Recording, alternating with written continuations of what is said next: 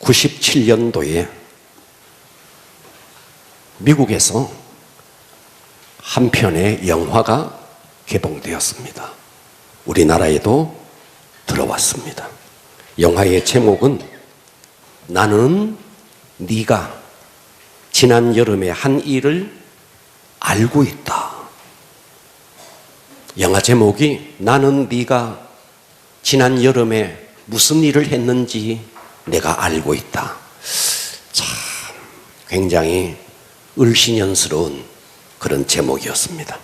자, 영화의 내용이 이렇습니다. 미국의 어느 작은 해변 마을에 10대의 이제 고등학교를 막 졸업할 10대의 4명의 청소년이 이제 졸업 파티를 즐기는 밤이었습니다. 자, 그들은 술을 마시고 참 즐거운 파티를 즐겼는데 술을 마시고 취한 채 운전을 하다가 어두운 해안 도로를 드라이브를 하다가 그만 사람을 치어서 사람을 죽여버렸습니다. 음주운전에 인사사고까지 났습니다. 4명의 친구들이 모여서 막 회의를 합니다. 야, 우리 자수하자, 자수. 무슨 자수? 사람 이미 죽었으니까 우리가 저 시체를 유기하자. 막 서로 의견을 주고받다가 그래, 4명의 친구가 우리 이 시체를 저 바다에 던져서 유기를 시켜버리자 하고 결의를 하고, 그리고 이 4명의 친구가 이것은 무덤에 갈 때까지 비밀이다. 절대로 이 이야기를 발선하면 안 된다. 이렇게 4명의 친구가 약속하고 죽은 시체를 이제 끌고 바다로 가는데, 가다가 보니까 이 시체가 그만 눈을 뜹니다. 그리고 의식이 돌아옵니다. 그때라도 이 4명의 친구가 야, 우리 잘못했다. 병원에 싣고 가서 우리가 이 사람을 치료하자. 이래야 되는데 4명의 친구는 아니다. 유기하자. 그래서 이 사람을 바다 깊이 유기합니다. 그리고 4명의 친구는 이 시체를 바닷속에 수장시키고 영원히 비밀로 하기로 약속을 합니다. 그리고 1년이 지납니다. 주인공 줄리가 1년이 지난데 그 1년 전에 고통스러운 그 기억을 잊을 수가 없습니다. 대학생이 되었지만 그 여름의 악몽에서 깨어나지 못합니다. 학교의 성적은 바닥을 치고 연인이었던 레이와 관계가 파탄에 이르렀습니다. 늘 불안했습니다. 늘 노심초사했습니다. 공부가 안 됐습니다. 사람을 보는데 똑바로 쳐다볼 수가 없습니다. 이 모든 것을 알았던 룸메이트였던 칼라가 친구에게 제안을 합니다. 야, 여름이 돌아왔다. 우리가 해변에 바캉스를 가자. 그래서 친구들과 함께 다시 바캉스를 갑니다. 눈부신 해변에 늘씬한 몸매를 자랑하는 미인들, 막 넘실거리는 파도를 즐기는 사람들, 한순간 뜨겁고 정열적인 여름이 그들에게 펼쳐지는 듯 했습니다. 그런데 뉴스가 들려옵니다. 허리케인이 불어온다. 허리케인이.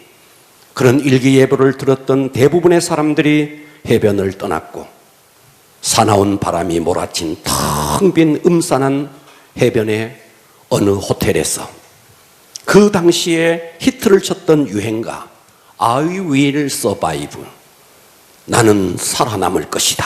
I will survive.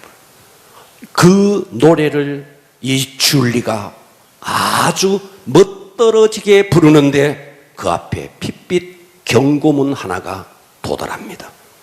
나는 지난 여름 네가 한 일을 알고 있다.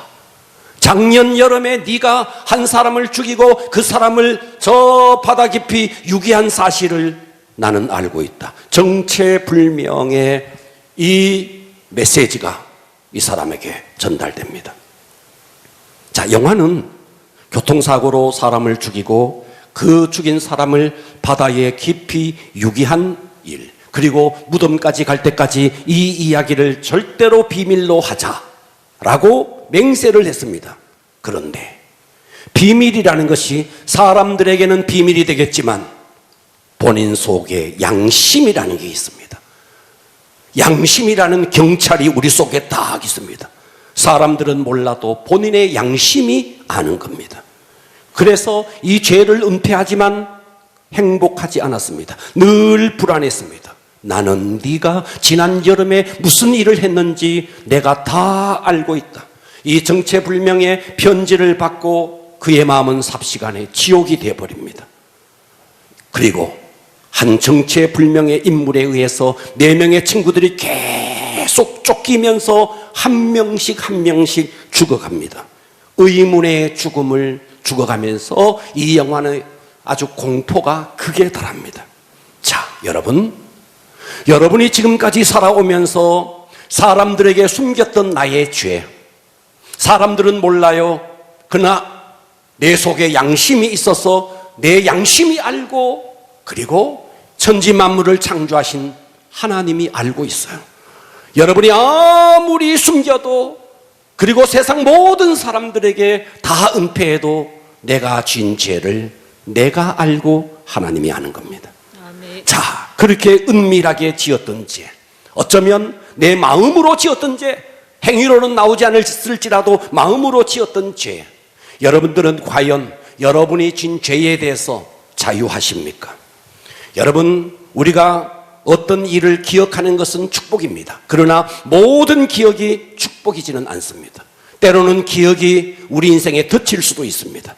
그래서 그런 기억을 붙들수록 우리는 더 미래를 향해서 전진하는 내 발목을 잡고 있습니다. 사람들은 하루에 5만 가지, 약 5만 가지의 생각을 한답니다. 그래서 사람들이 쉽게 5만 가지 생각을 했다. 그런데 대부분의 사람들이 한 5만여 가지의 생각을 하는데, 그런데 그 생각이라는 것이 바로 어제 했던 생각의 95%를 오늘 또 한다는 겁니다. 그래서 문제는 내가 우리 인생이 기억이라는 게, 기억해야 될 것은 기억하지 못하고 기억하지 말아야 할 것은 계속해서 기억하고 있다는 겁니다. 자, 요즘은 휴대폰이 있어서 어디 가면 좋은 경치가 있으면 그대로 사진을 찍습니다. 사진을 찍다가도 때로는 흔들렸거나 때로는 눈을 감았거나 그러면 델루트 해서 삭제를 시켜버립니다. 만일 우리가 지난날에 기억하고 싶지 않는 기억을 삭제 기능이 있어서 삭제할 수만 있으면 좋겠는데, 우리 뇌에는 삭제 기능이 없어요. 내가 잊고 싶어도 잊을 수 없는 우울한 기억, 슬픈 기억, 억울한 기억이 내 속에서 사라지지 않습니다. 그것이 우리를 힘들게 하는 것입니다. 자, 여러분은 지금까지 살아오면서 과연 지난날의 여러분의 삶에 대해서 만족하십니까? 여러분이 지금까지 30년, 40년, 50년, 60년 혹은 그 이상 살아오면서 나는 내가 살아온 내 인생에 대해서 만족스럽다 하면 여러분은 앞으로도 그렇게 살면 됩니다. 그러나 만일 여러분이 살아온 삶이 나는 내 지난날의 삶에 만족할 수 없다, 나는 정말 새롭게 변하고 싶다, 그렇다면 오늘의 이 말씀을 붙잡으셔야 됩니다. 오늘 이 말씀이 나에게 주는 음성으로 드러내기를 축복합니다. 자, 오늘의 본문은 우리가 잘 아는 요한복음 3장 16절, 세상이 다 아는 본문입니다. 그런데 이 요한복음 3장 16절은 니고데모와의 주고받는 대화 속에서 예수님께서 니고데모에게 했던 말씀입니다. 자, 요한복음 3장은 니고데모가 질문을 하고 예수님이 답변을 하고, 또다시 예수님이 니고데모에게 질문을 하고 니고데모가 또다시 답변하는 그런 형식으로 요한복음 3장이 기록되어 있습니다. 자, 니고데모는 어떤 사람이냐 하면 유대교인입니다. 유대교 바리새인입니다. 그리고 산헤드린 공회의 의원입니다. 당시에 대제사장까지 포함되었던 유대 나라의 최고의 지도자. 그러면서 이 사람은 율법으로도 아주 흠이 없었던, 도덕적으로도 깨끗했던 사람, 흠잡을 데 없었던 사람. 그런데 그가 오늘 요한복음 3장 1절부터 보면 이 니고데모가 예수님을 밤에, 그것도 낮이가 아닌 밤에 예수님을 찾아옵니다. 예수님을 찾아왔던 이유가 있습니다. 그 이유가 뭐냐면 바로 전날 예루살렘 성전에서 어떤 사건이 일어났습니다. 그 사건이 무엇이었느냐 하면, 지금까지 예루살렘 성전은 이방 나라가 쳐들어와서 예루살렘 성전이 짓밟힌 적은 있지만, 유대인이 성전 안에 들어가서 거기에서 환전하는 사람들, 재물을 가지고 돈을 환전해 주는 사람들을 뒤엎으면서 강도의 소굴을 만드는도다, 이렇게 했던 적은 역사 이래 단 한 번도 없었습니다.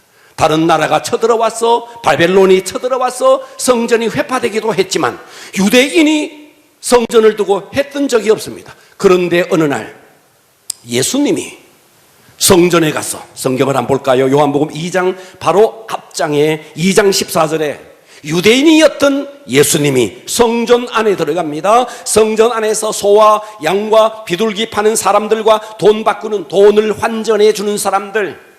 자, 이 말이 무슨 말이냐? 예루살렘에 성전이 있는데 저 멀리 있었던 사람들이 양을 몰고 오기가 어려우니까 돈을 주고 그 자리에서 양을 샀습니다. 돈 바꾸는 사람들이 앉아있는 것을 보시고 노끈으로 채찍을 만드사 양이나 소를 다 성전에서 내쫓으시고 돈 바꾸는 사람들의 돈을 땅에다가 다 쏟아버렸어요. 쏟으시면서 상을 엎으시며 비둘기 파는 사람들에게 이르되 이것을 여기서 가져가라. 내 아버지의 집은 장사하는 집을 만들지 말라. 세상에 이런 일이 있었어요. 이방인이 쳐들어와서 성전을 회파한 적은 있었지만 유대인이 성전 안에 들어가서 이렇게 했던 적이 없습니다. 이 사건은 당시에 충격적인 사건이었습니다. 자, 그래서 이 사건은 삽시간에 대제사장들과 바리새인들과 유대 전 지역의 소문의 꼬리에 꼬리를 물고 이 사건이 퍼져 나갔습니다. 성전에서 환전상들을 내쫓고 강도의 소굴이라고 외치는, 거침없이 나무라는, 도대체 저 사람은 누구인가?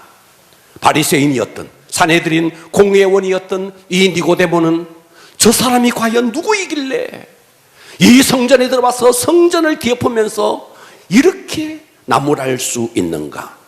이 소문을 들었던 니고데모는 예수님을 만나고 싶었습니다. 그래서 산헤드린 공회원이었고 당시의 최고의 지도자였기 때문에 대낮에 예수님을 찾아오는 것은 굉장히 부담스러웠습니다. 그래서 밤에, 깜깜한 밤에 예수님을 찾아오셨습니다. 그리고 예수님과 대화 속에 오늘의 말씀이 있습니다. 귀를 열고 은혜 받기를 바랍니다. 아멘. 자, 오늘 설교의 제목은 한번 따라서 읽겠습니다. 반드시 여러분들이 인생을 살아가면서 반드시 해결해야 될 여러분의 인생의 문제가 있습니다. 아멘. 이 문제를 해결하지 아니하면 눈을 바짝 떠야 됩니다. 할렐루야. 아멘. 이 문제 해결하지 아니하면 여러분들은 두고 후회합니다. 정말 두고 후회합니다. 네. 나중에는 처절하게 돌이킬래야 돌이킬 수 없는 그런 상황 속에서 땅을 치며 후회합니다. 다시 말씀드릴까요? 거품을 물고 후회할 날이 올 겁니다. 그래서 여러분들은 여러분이 살아 생전에 반드시 해결해야 될 문제가 있습니다. 그 첫 번째 문제가 뭐냐? 죄사함의 문제입니다. 뭐라고요? 죄사함의 문제예요. 자, 1절 보겠습니다. 그런데 바리새인 중에 니고데모라 하는 사람이 있었으니 유대인의 산헤드린 공회원이었고 유대인의 지도자였습니다. 그가 밤에, 그 전날 예수님께서 성전에 들어가서 성전을 막 엎으시는 성전 정화 작업을 했고 그 밤에 그 소문을 들었던 니고데모가 낮에는 올 수 없었어. 밤에 예수께 와서 이르되 라삐여, 우리가 당신은 하나님께로부터 오신 선생인 줄 아나이다. 하나님이 함께 하시지 아니하면 당신이 행하는 이 모든 표적을 아무도 할 수 없음이니다. 니고데모는 예수가 하나님께로부터 왔고 예수님이 일으키는 모든 기적들이 인간이 하는 것이 아니라 하나님으로부터 이루어졌다는 것을 알고 있다는 겁니다. 그럴 때 3절에 이렇게 말하는 니고데모에게 예수님은 동문서답을 합니다. 이렇게 이야기합니다. 예수께서 대답하여 이르시되 진실로 진실로 내게 이르노니 사람이 거듭나지 아니하면 하나님의 나라를 볼 수 없느니라. 자, 여기서 니고데모는요 정말 천둥 같은 소리를 듣습니다. 니고데모가 어떤 사람이냐? 믿음이 좋은 사람이었어요. 하나님에 대해서 누구보다도 잘 알고 있었던 그런 사람이었어요. 그런데 니고데모는 하나의 약점이 있었습니다. 그 약점이 무엇이었느냐 하면 하나님과의 친밀감이 없었습니다. 그래서 늘 한편에 죄의식이 있었고 죽음에 대한 두려움이 있었습니다. 그러니까 이 니고데모는 전형적인 종교인이었습니다. 사내들은 공회원으로서 높은 자리에 올랐지만 인생의 죽음의 문제, 죄의 문제, 거듭남의 문제, 죽고 난 이후의 문제에 대해서 항상 퀘션 마크였습니다. 어떻게 될 것인가? 죄의 문제는 어떻게 할 것이고 내가 죽고 난 이후에는 도대체 내 죽은 이후의 세계에 나를 기다리는 것은 과연 무엇일까? 여기에 대해서 항상 의문을 갖고 있었던 니고데모에게 예수님께서 네가 거듭나야 되겠다. 이 소리는 천둥 같은 소리였습니다. 네가 거듭나야 되겠다. 그래서 이 니고데모가 너무 당황스러웠습니다. 평생에 하나님을 섬겨온 사람인데 이 청천벽력 같은 이 예수님의 소리를 듣고 니고데모가 반문합니다. 4절 니고데모가 이르되 사람이 늙으면 어떻게 새롭게 날 수 있겠습니까? 두 번째 어머니의 모태로 들어갔다가 다시 나야 합니까? 그러니까 거듭남이 뭔지 새롭게 태어나야 한다는 것이 무엇인지 이스라엘의 지도자였고 하나님을 안다고 생각했던 니고데모는 전혀 이해하지 못했습니다. 자, 여기서 거듭난다라는 말은 헬라어에서 아노덴이라는 말인데 거듭난다는 말은 세 가지 뜻이 있습니다. 첫 번째는 따라서 합니다. 위로부터. 따라서 합니다. 위로부터. 거듭난다는 것은 위로부터. 두 번째는 따라서 합니다. 처음부터. 그리고 세 번째는 다시, 새로 다시. 따라서 합니다. 새로 다시. 자, 그래서 이 거듭남의 세 가지 뜻을 한 문장으로 만들면 이렇습니다. 위로부터 얻은 생명으로 처음부터 다시 시작한다. 다시요. 위로부터 얻은 하나님의 생명으로 지금부터가 아니라 처음부터 다시 시작한다 하는 것이 거듭남이에요. 다시 한번 따라서 합니다. 위로부터. 자, 위로부터 뭐를 얻는데? 생명을 얻어요. 위로부터 얻은 생명으로 지금부터가 아니라 처음부터 다시 시작하는 것이 이게 거듭남이에요.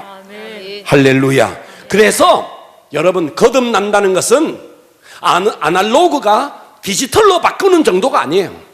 완전히 새로워지는 겁니다. 완전히 지금까지 살아왔던 내 삶의 방식이 아닌 하나님의 생명이 내 속에 들어와서 지금부터 새롭게도 아닙니다. 처음부터 내 인생을 완전히 새롭게 사는 것이 이게 거듭남입니다.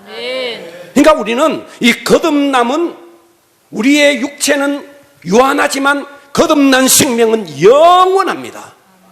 할렐루야. 자, 니고데모가 예수님께서 야, 너 거듭나야 되겠다. 그때 자 5절에 보니까 예수님께서 거듭나는 방법을 말씀하고 있습니다. 이렇게 말합니다. 예수께서 대답하시되 진실로 진실로 내게 이르노니 사람이 물과, 자 여기서 물은 세례를 말합니다. 물세례. 물은 뭐를 의미한다고요? 세례를 의미한다고요. 여러분, 세례는 그냥 물 속에 들어갔다 혹은 물을 바른다 이런 뜻이 아니에요. 세례는 무슨 뜻이냐면요, 내가 죽고 예수로 산다는 뜻이에요. 아멘. 이제는 더 이상 내가 없고 예수의 생명으로 산다, 그것을 만천하에 증명하는 것이 세례예요. 아멘. 세례는 죄를 씻는다 이런 뜻이 아니에요. 이제 더 이상 나는 나로 살지 않고 예수의 생명으로 살겠다. 물속에 들어갈 때는 내가 죽고 물속에서 나올 때는 예수님이 부활했듯이 나는 예수의 생명으로 살겠다. 이게 세례예요. 그러니까 세례는 반드시 어떤 자가 세례받아야 되는데, 교회에 다닌다고 세례받으면 안 돼요. 어떤 자가 세례받아야 되는데 죄사함의 은혜 속에 있는 자가 세례를 받는 겁니다. 아멘. 죄사함이 뭔데요? 죄사함은 예수님이 십자가에서 피를 흘렸다.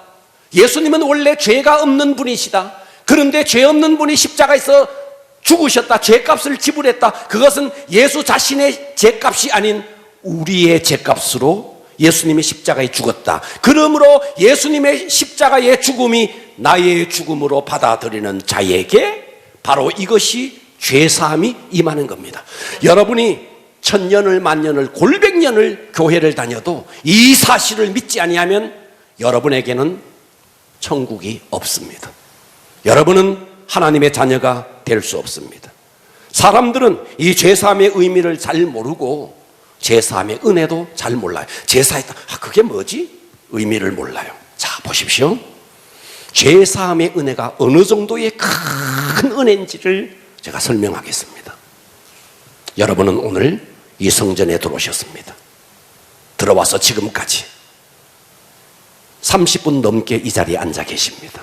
앉아 있는 동안 여러분은 그동안 들숨과 날숨 호흡을 했습니다. 숨을 쉬었습니다. 몇 번 쉬었을까요? 몇 번 쉬었느냐고요? 저를 봐봐요. 몇 번 쉬었을까요? 기억도 못하죠. 기억 못하잖아요. 여러분, 공기가 얼마나 중요한지 아세요? 근데 사람들은 공기의 소중함을 잘 몰라요. 여러분, 대기 속에 있는 이 공기는요, 질소가 78%, 산소가 21%. 질소 78%, 산소 21%, 합치면 99%입니다. 거기에 나머지 이산화탄소, 아르곤 1%, 합쳐져서 100%의 공기가 됩니다. 만일 이 비율이 흐트러져 버리면 바로 질식합니다. 이 비율만 흐트러져 버려도 질소 78%, 산소 21%, 그리고 나머지 1%, 이 비율만 흐트러져 버려도 우리는 숨을 못 쉽니다. 그런데 하나님은 지금까지 이 비율을 정확하게 우리에게 제공해서 공기를 호흡할 수 있도록 해주셨습니다. 그런데 우리는 이 공기를 호흡하면서도 공기를 호흡하는지도 모르고 하루를 살고 지금까지 살아왔습니다. 그런데 공기의 소중함은 언제 아느냐?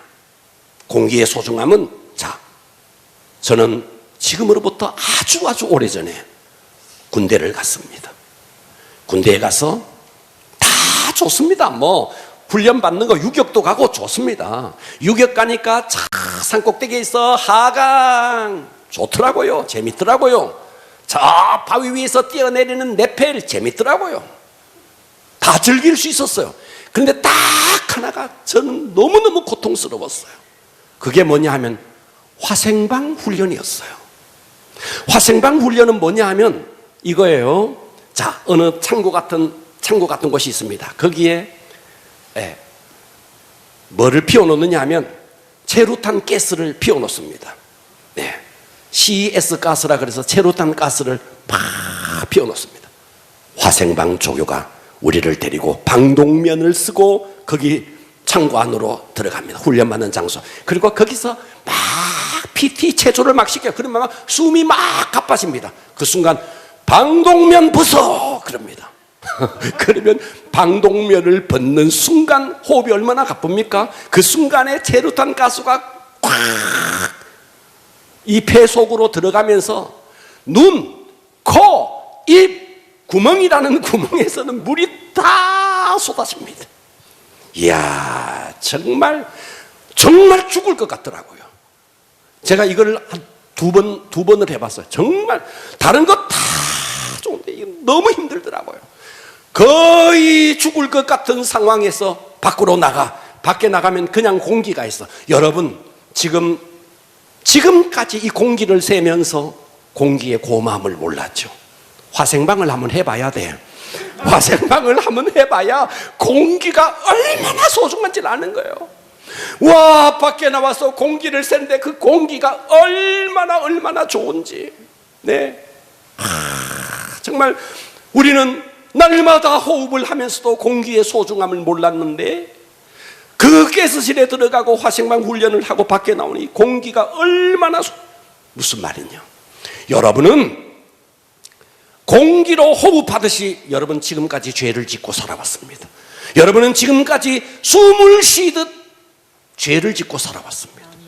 어쩌면 행위로는 죄를 짓지 않았다 할지라도 여러분 마음속에서 불순한 생각, 거역하는 생각, 온갖 오만 가지 생각을 하면서 하나님을 거스리고 사람들에게 죄를 짓고 살아왔습니다. 그런데 우리는 이 죄가 얼마나 무거운지를 몰라요.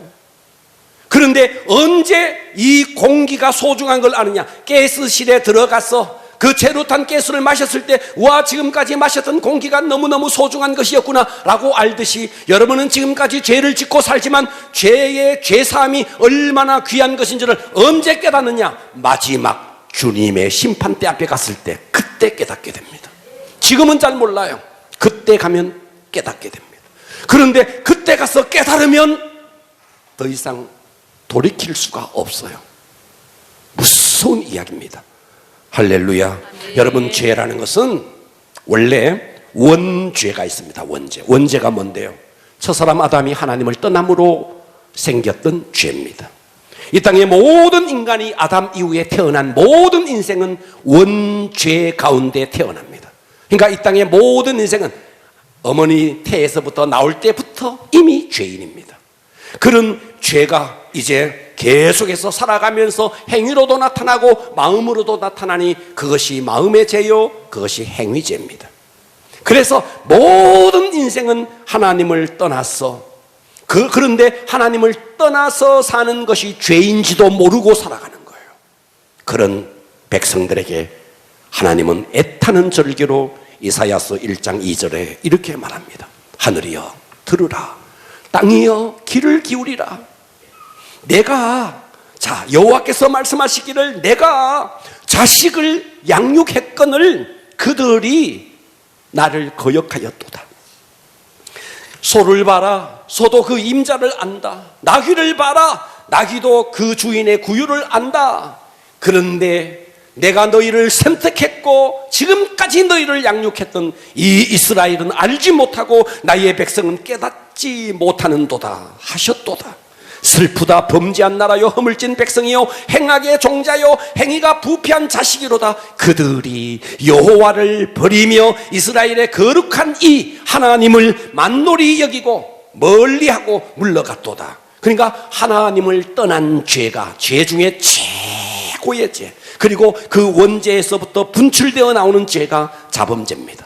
그런데 사람들은 자기가 원죄 속에 있는지 날마다 호흡을 하듯이 공기로 숨을 쉬듯이 죄를 짓고도 죄인인지를 깨닫지 못합니다. 언제 깨달을까요? 화생방 훈련을 해야 공기의 소중함을 알듯이 언젠가 마지막 주님의 심판대 앞에 갔을 때, 그때는 돌이킬 수 없이 내가 살아왔던 모든 죄가 낱낱이 주님의 심판대 앞에서 드러날 것입니다. 아멘. 그래서 히브리서 9장 27절은 한 번 죽는 것은 사람에게 정하신 것이요, 그 후에는 반드시 심판이 있다. 내 목숨이 끊어졌어. 그때 주님의 심판대 앞에 섰을 때 내가 살아왔던, 나는 공기를 호흡하듯이 죄를 짓고 살아왔으면서도 죄인지를 깨닫지 못했는데 그때 가면 처절하게 그 모든 것이 죄인이었고 내가 하나님을 떠났구나 라는 사실을 깨닫게 됩니다. 여러분, 다윗이 있었습니다. 바세바를 범하고 그의 남편 우리아를 죽였습니다. 나단 선지자를 통해서 이 다윗은 죄를 지적받습니다. 그때 죄 속에 있었던 이 다윗이 이렇게 고백합니다. 시편 32편 3절에 내가 입을 열지 아니할 때 종일 죄를 깨닫고 종일 씨름함으로 내 뼈가 쇠하였도다. 주의 손이 주야로 나를 누르오니 내 진액이 빠져서 여름 가뭄의 마름같이 되었다. 죄의 고통이 얼마나 고통스러웠던지 몸 안에 진액이 다 빠져나갔어. 여름에 가뭄에 말라버린 농작물처럼 타들어가는 고통을 느꼈다. 그랬던 이 다윗이 하나님 앞에 나와서 회개합니다. 그리고 회개를 통해서 죄 사함을 얻습니다. 죄 사함을 받았던 이 다윗의 고백이 5절에 이렇게 말합니다. 내가 이르기를 내 허물을 여호와께 자복하리라 하고 주께 내 죄를 아뢰고 내 죄악을 숨기지 아니하였더니 곧 주께서 내 죄악을 사하셨나이다. 이로 말미암아 모든 경건한 자는 주를 만날 기회를 얻어서 주께 기도할지라 진실로 홍수가 범람할지라도 그에게 미치지 못하리라. 회개를 통해서 죄사함의 은혜를 경험했던 다윗은 홍수가 범람할지라도 두려워하지 않는다는 당당함이 그에게 있었던 것입니다. 그렇기 때문에 우리 인생에서 여러분은 지금 숨을 쉬듯이 죄를 지으면서 살아가는데 죄의 무게가 얼마나 무거운지, 이 죄로 말미암는 그 죄의 회개로 말미암는 그 은혜가 얼마나 큰지 여러분 이것을 모르고 있는 거예요. 언제 깨달을까요? 심판대 앞에 갔을 때 그때 깨닫는 것입니다. 그러므로 여러분들이 우리 인생에서 정말 여러분들이 해결해야 될 것은 예수 그리스도의 보혈을 의지해서 지금까지 살아오면서 지었던 모든 죄를 십자가에서 대신 갚아주신 그 예수 그리스도를 여러분의 주인과 구주로 모셔드리고 여러분의 죄를 속죄를 받으셔야 됩니다. 그래서 이 죄사함의 문제가 여러분의 인생의 최고의 문제입니다. 이 문제를 돌파해내지 못하면 여러분 이 땅에 돈을 많이 벌었다고요? 여러분 이 땅에서 나는 성공했다고요? 그 성공이 아닌 것입니다. 돈을 아무리 많이 벌어도 그 돈을 많이 번 것이 여러분의 영혼에 도무지 유익하지 않습니다. 여러분 죄사함의 은혜가 여러분에게 임하기를 바랍니다. 두 번째입니다. 이 죄사함의 은혜를 통과해야만이 두 번째가 오는데, 두 번째는 바로 멸망과 영생의 문제. 여러분 이 문제 돌파해내야 됩니다. 여러분 반드시 멸망의 문제와 영생의 문제를 해결해야 되는데, 자, 너무나 중요했던 요한복음 3장 16절 하나님이 세상을 이처럼 사랑하사 독생자를 주셨다. 이는 그 독생자를 믿는 자는, 그 독생자가 십자가에서 너의 죄를 다 해결해 주셨다, 이 사실을 믿는 자는 멸망하지 않고, 다시 말해서 믿지 아니하면 멸망한다. 이 멸망이 뭔데요? 영원한 지옥 불못을 말합니다. 멸망의 길이 있고 믿으면 영생을 얻게 한다. 할렐루야. 그러니까 여러분 멸망과 영생의 문제의 중간에는 뭐가 있는데, 십자가에서 내 죄를 해결해 주신 예수 그리스도를 네가 믿느냐 아니면 믿지 않느냐, 이것은 하나님이 정하신 법칙이에요. 아멘. 자, 제가 오래전에 싱가포르를 갔습니다. 비전 트립을 갔어요. 안내하는 가이드가 이렇게 이야기했습니다. 싱가포르에서는 껌을 소유하면 안 됩니다. 벌금을 냅니다. 그 나라는 껌을 씹어서 바닥에 뱉거나 지하철 아무데나 막 붙여놓는 이런 사람들에게, 그래서 도시 미간을 흩트린다 해서 껌을 파는 사람에게는 우리나라 돈으로 9천만 원, 적은 돈이 아니에요. 껌을 팔면 9천만 원 벌금, 아니면 2년 징역. 이건 싱가포르가 세우는 법칙이에요. 그리고 껌을 씹다가 도로에 뱉거나 의자 밑에 붙이거나 이렇게 하면 우리나라 돈으로 180만 원의 벌금을 매깁니다. 그건 그 나라의 법칙이에요. 이야, 해도 너무한 거 아니야? 껌 그거 한번 뱉었다고 180만 원, 껌 그거 팔았다고 9천만 원? 이야, 그러면 여러분 안 가면 돼요. 우리나라에서 씹으면 돼요. 듣고 계시죠? 그 나라에 가서 껌을 씹으려면 9천만 원, 아니 180만 원을 내놓고 껌을 씹어야 돼요. 그건 그 나라가 세운 법칙이에요. 모든 나라는 나라마다 법이 있습니다. 잘 사는 나라든 못 사는 나라든 민주국가든 독재국가든 그 나라가 세운 법이 있습니다. 그래서 그 법에 저촉되면 대기업 재벌이라도 깜빵에 가야 되고, 그리고 별을 달았던 장군도 별을 떼야 되고, 심지어 대통령 자리에 있었을지라도 감옥에 가야 합니다. 이것은 그 나라가 세운 법이 있기 때문입니다. 그런데 하나님께서 세운 법이 있습니다. 그 법이 뭔데? 모든 사람은 죄인이다. 그 죄의 삭은 사망이다. 곧 지옥이다. 그런데 이 죄를 위해서 하나님이신 그분이 육체를 입고 오셔서 너의 죄를 다 십자가에서 해결해 주셨다. 이 사실을 믿는 자는 영생이지만 이 사실을 믿지 않는 자는 영벌이다. 곧 지옥이다. 이것은 하나님이 세운 법칙이에요. 아멘. 요한복음 3장 16절 다시 하나님이 세상을 이처럼 사랑하사 독생자를 주셨다. 그래서 이 독생자를 믿는 자는 멸망하지 않는다. 믿으면 영생이다. 다시 말해서 내가 빚을 졌지만 부모님이 대신 빚을 갚아주면 내가 그 빚에서 탕감받는 것처럼 하나님이신 그분이 이 땅에 오셔서 내 죄값을 십자가에서 다 해결해 주셨다. 이것을 믿으면 너는 영생이다. 이것은 하나님이 세운 법칙이에요. 아멘. 듣고 계시죠? 아멘. 이어지는 17절을 보십시오. 하나님이 그 아들을 독생자 예수 그리스도를 세상에 보내신 것은 세상을 심판하려 하심이 아니요 그로 말미암아 그 예수 그리스도로 말미암아 세상이 구원을 받게 하려 하심이라. 그를 독생자 예수 그리스도를 믿는 자는 심판을 받지 아니하는 것이요 믿지 아니하는 자는 하나님의 독생자의 이름을 믿지 아니하므로 벌써 이 땅에서도 이미 심판을 받은 것이라. 19절 그 정죄 하나님이 너는 이거 죄야 정죄는 이것이다. 그 정죄가 뭔데? 곧 빛이신 예수님이 세상에 왔을 때 사람들이 자기의 행위가 악함으로 빛보다 어둠을 예수님 앞에 나오기보다 세상 속의 어둠을 더 사랑하는 것이다. 할렐루야. 아멘. 20절 악을 행하는 자마다 다 빛을 미워한다. 빛으로 오지 아니한다. 미워하여 빛으로 오지 않는 이는 그 행위가 드러날까 함이라. 여러분, 악을 행하는 사람들, 죄를 짓는 사람 대명천지에서 잘하지 않습니다. 할 수만 있으면 도둑놈이 낮에 오지 않습니다.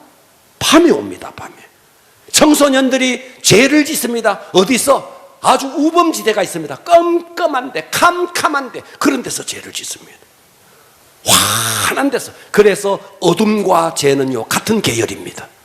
그래서 사람들은 다 빛이신 예수님 앞에 나오기를, 그 속에 악이 있기 때문에 예수님 앞에 나오기를 꺼렸다는 것입니다. 인생의 해답은 바로 이겁니다. 예수님을 믿음으로 우리의 모든 죄를 완전히 탕감받고 하나님의 나라를 상속받는 것. 아멘. 돈을 얼마나 많이 모으느냐, 땅을 얼마나 많이 사느냐, 빌딩을 얼마나 세우느냐, 그게 아니라 내가 어디서 왔어, 내가 이 땅에 왜 살며 어디로 가며 죽은 이후에 나는 어떻게 되는가.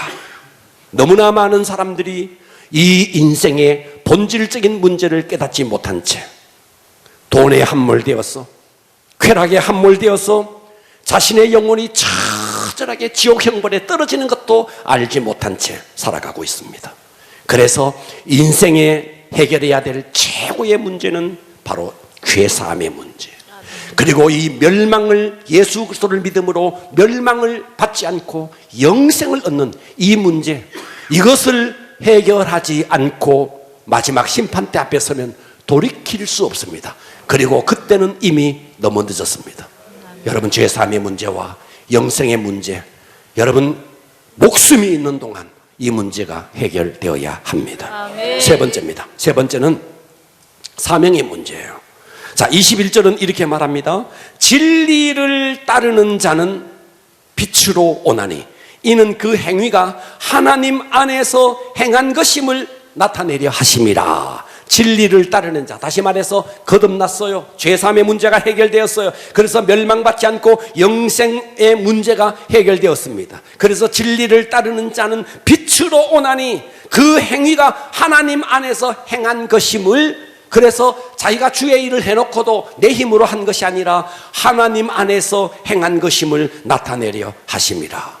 여러분, 죄사함의 문제, 그리고 멸망과 영생의 문제, 여러분 이 문제가 해결되었다면 마지막 우리가 해결되어야 할 것은, 그래 내 영생 얻었다, 내 거듭났다, 나 이제 재산 문제 해결되었다, 그리고 아무것도 없는 것이 아니라 그 다음에 하나님께서 우리에게 주시는 것이 바로 사명이라는 거예요.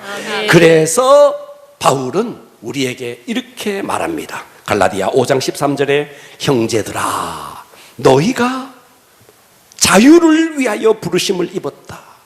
이제 너는 죄사함에서 벗어나서 영생을 얻어서 자유를 위하여 부르심을 입었으나, 그러나 그 자유로 육체의 기회로 삼지 말고, 그래 내 자유 얻었어, 나 하나님의 자녀 돼서 하늘나라를 상속받게 돼서, 그것으로 육체의 기회로 삼지 말고 오직 사랑으로 서로 종노릇하라. 할렐루야. 예, 육체의 기회로 삼지 말고 사랑으로 서로 종노릇하라. 여러분, 감옥에서 출소한 사람이 출소하자마자 또다시 감옥에 가는 사람이 누가 있겠어요? 인질에서 벗어난 사람이 또다시 인질에게 잡힐 사람이 누가 있겠어요? 그러니까 우리가 진정으로 여러분이 거듭났다면 또다시 그 옛날의 육체의 때로 돌아가서 돈 버는데 함몰되고 그저 쾌락을 누리는데 함몰되어서 살 것이 아니라, 이제는 나를 구원하여 주신 그분 앞에 내가 얼마든지 자유할 수 있지만 자유를 반납하고, 오히려 나는 종이 아니지만 사랑으로서 종노릇하는 자, 바울은 우리에게 이것을 부탁하고 있는 것입니다. 아멘. 할렐루야. 아멘. 세상 사람들은 만나면 그저 까치발을 딛고 자기 자랑합니다. 동창들 만나봐도 뭐 다 자기 자랑입니다. 그리고 어떻게 하면 건강하게 살고, 어떻게 하면 병 안 들고, 모든 관심이 그렇습니다. 그러나 성령의 사람은 이 모든 건 내려놓고 누구를 만나서 내가 복음을 증거해 볼까? 전에는 돈을 써도 취미를 위해서, 건강을 위해서만 돈을 썼는데, 이제는 돈을 써도 한 영혼을 살리기 위해서 돈을 쓰는 가치관이 바뀌어지는, 그래서 거듭남은 위대한 변화입니다. 할렐루야. 아멘. 세상 어디에 이것을 하나님의 꿈이고 하나님의 희망인 이것을 해결해 줄, 어디 국회의사당이 그럴까요? 청와대가 그럴까요? 용산대가 그럴까요? 그 어디도 하나님의 꿈이고 희망인 곳이 없습니다. 단 한 곳, 교회만이 하나님의 꿈입니다. 오늘 제가 서두에 나는 네가 지난 여름에 한 일을 알고 있다. 죄를 아무리 은폐해도, 죄를 아무리 숨겨도 내 속에 양심이 알고 이 천지를 짓고 나를 지으신 하나님이 압니다. 우리는 숨을 쉬듯 죄를 지으면서도 죄의 경중을 잘 모릅니다. 언제 알까요? 공기의 가치를 언제 알까요? 가스실에 들어가 봐야 합니다. 여러분, 죄를 짓고 그 죄의 참혹함을 언제 알까요? 마지막 심판대 앞에 서봐야 합니다. 그때 가면 너무 늦습니다. 여러분들이 목숨이 있는 동안에 이 문제가 해결되어야 합니다. 저는 청년 시절에 내가 왜 사는지를 몰랐습니다. 왜 살지? 내가 왜 학교를 다니지? 가르쳐주는 사람도 없었고, 또 그것을 생각할 만큼 한 가지도 않았습니다. 아침에 눈을 떠보니까 태양이 떴습니다.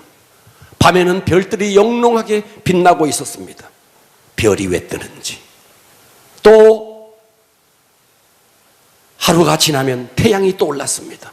태양이 왜 떠오르는지, 도대체 저 태양은 누가 지었고 도대체 저 별들은 누가 지었을까?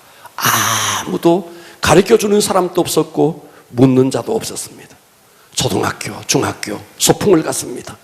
소풍을 가면 언제나 절간에 갔습니다. 절간에. 그런데 절간에 가서 거기에 있는 불상을 볼 때마다 사람들은 그 불상 앞에 절을 냈습니다. 그런데 그 불상을 볼 때마다 생각했습니다. 저 불상이 이 천지를 지었을까? 저 불상이 태양을 떠오르게 하고 별을 떠오르게 할까? 그 어린 나이에 아무리 생각해도 철이 없었던 저는 저 불상이 이 천지 만물을 지은 것은 아니다 라는 생각을 했습니다. 그런데 아무도 이 천지를 누가 지었는지, 지금 또 이 천지를 누가 통치하는지 가르쳐주는 자가 없었습니다. 그런데 제 나이 20대 어느 해 가을, 저는 그때도 생존 경쟁에 몰두하면서 무엇 때문에 사는지, 내가 왜 살아야 하는지 그런 생각조차 다 방치한 채 그렇게 살고 있던 어느 날, 한때 교회를 다녔지만 무심하게 지나가면서 십자가를 보면서도 언젠가는 교회를 가야 하는데 이 생각은 했지만 딱히 누가 나에게 전도하는 사람도 없었고 또 딱히 내가 교회를 가야 되겠다는 마음의 결심도 없었던 어느 때 예수님이 저를 찾아왔습니다. 그리고 그 예수를 내 마음속에 구주와 주님으로 영접하면서 그동안 내가 갖고 있었던 모든 문제들이, 내가 왜 사는지, 내가 죽고 나면 어디로 가는지, 나는 어디서 와서 왜 살며 어디로 가는지, 의문에 꼬리를 물었던 이 모든 의문들이 실타래가 풀리듯이 풀려나가기 시작했습니다.